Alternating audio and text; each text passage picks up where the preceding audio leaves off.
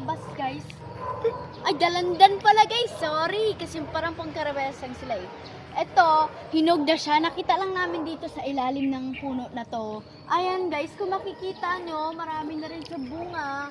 Pati dun sa taas, malapit na rin siya maging malaki kagaya nito. Ito, mas malaki pa to kaysa sa dito.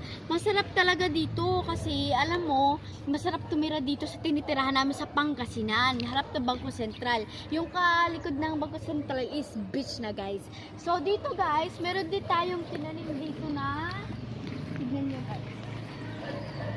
Ito naman, sili, ayan, kung makikita nyo, may pagka-green na siya, ayun o, nagbubunga-bunga na siya. Mabilis lang siya tumubo, tsaka healthy na healthy pala ito guys. Ayan, kung makikita nyo, marami na agad bunga. Ito, ilan pala to? 1, 2, 3, 4, 5. Ayan, 5 pala yung napatubo namin. Ha? Ito, mas malaki na to guys. Tignan nyo, ayun o, nagpo-flower na rin. Ito, blueberry na puno. Ayan, kung makikita nyo, may mga red dyan, saka may mga purple. Ito guys, pipitas tayo. Ito yung mukha niya. Sobrang liit lang niya, tsaka masarap din siya. Alam nyo ba guys, may kukwento ako sa inyo. Ito, madalas sa amin, kumakain yung kambal ko. Kumukuha siya ng parang sa kamay niya marami, tapos sinugasan niya, tapos kumakain siya. Paborito na rin to guys. Ayan, hindi to biro, masarap din to. Ito naman, may pagka-purple. Ayan. Ayan nyo, ayan o. Parang dugo. Ay!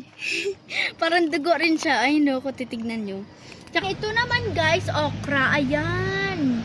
Ito yung okra. Healthy na healthy daw pala sa ating kalusugan ang okra. So ngayon, nagpatubo rin kami dito guys kasi safety. Ito, marami din dito mga damo. Ayan, kung makikita nyo, may katabi siyang sili tsaka blueberry. Ito naman, wala pa siyang bunga. Kailangan pa ng lumaki para magka-bunga siya. Ayun o.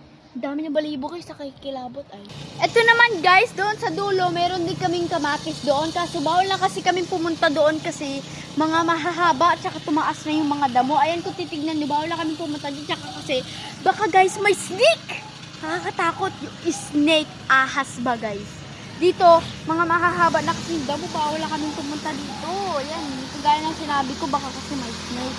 Tsaka dito naman, dito lang tayo.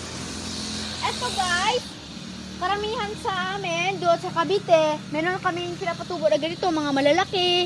I-comment nyo guys kung anong tawag dito, panggapot siya sa ubo, tsaka sa sipon. Ito yung binibigay sa amin ni nanay noon bata pa kami, kung nga may sipon kami or may ubo.